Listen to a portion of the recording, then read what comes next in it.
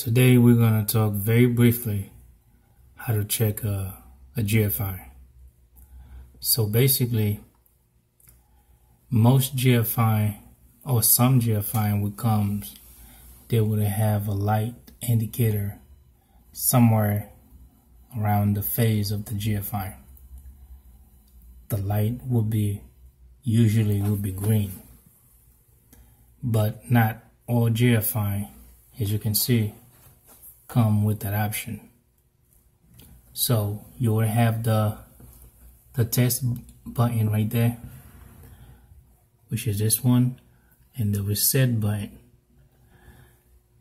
If your Gfci keep tripping every time you plug something, that could indicate so many reasons for that. But the first thing you should do is to test the Gfci, if the Gfci is working the way it's supposed to be. To do that is, you're gonna hear a click when you press set. You hear that click, then you push reset, and when you press reset, if it pushed back and then the hole stay flush, so therefore that's a good sign. And when you press reset, you're gonna hear a click. You hear that click, so therefore your Gfci has been it passed the test. To reset the Gfci, because if you leave it like this, okay, you see how the red thing sticking out? If you leave it like this and you don't reset it, you're trying to use it by plugging something in there, maybe anything that you're trying to plug in there, it's not gonna work because your power has been cut off. So to make sure that your Gfci is working, you have to reset it by press that back in there. Again, test.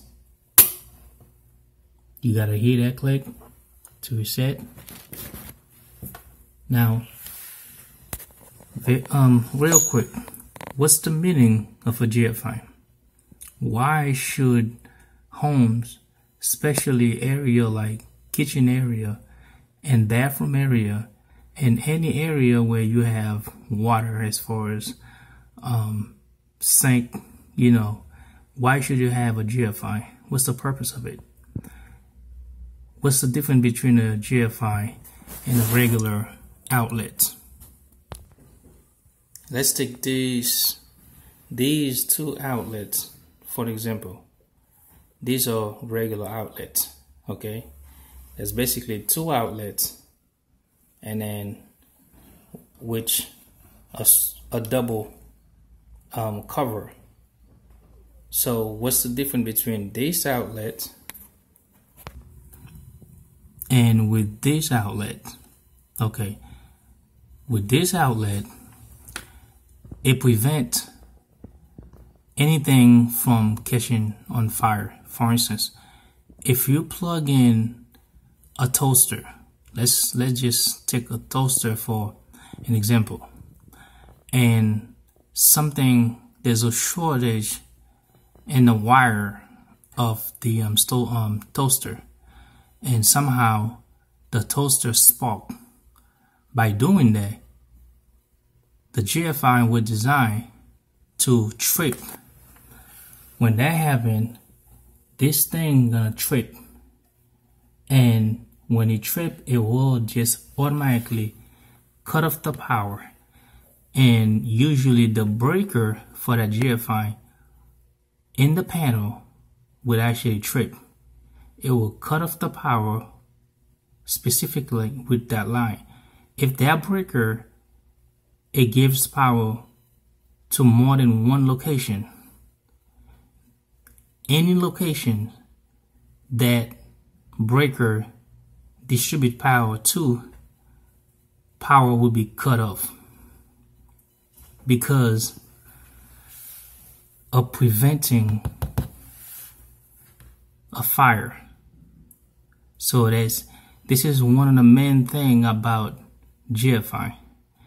If they working the way they're supposed to, that's the main reason why you have to always make sure you test your Gfci and make sure they in good condition.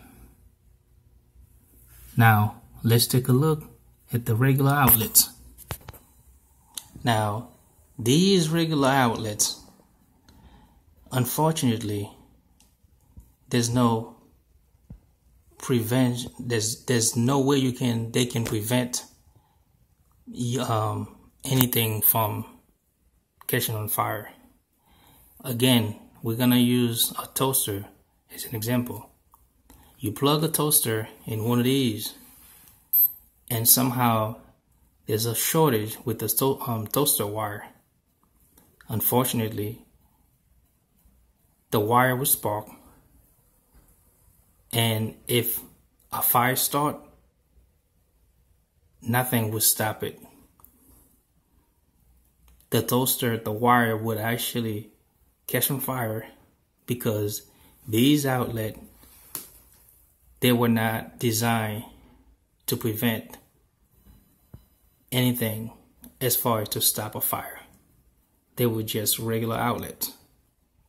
But Gfci were actually designed to prevent fire from spreading. And these are the main reason why Gfci, they recommend Gfci to be placed where there's water. For instance, in the kitchen area, on top of your counter. And you can place Gfci wherever you want. But the thing is, they're a little bit more expensive. But you can put Gfci in your living room, dining room, if you can afford them. Thank you.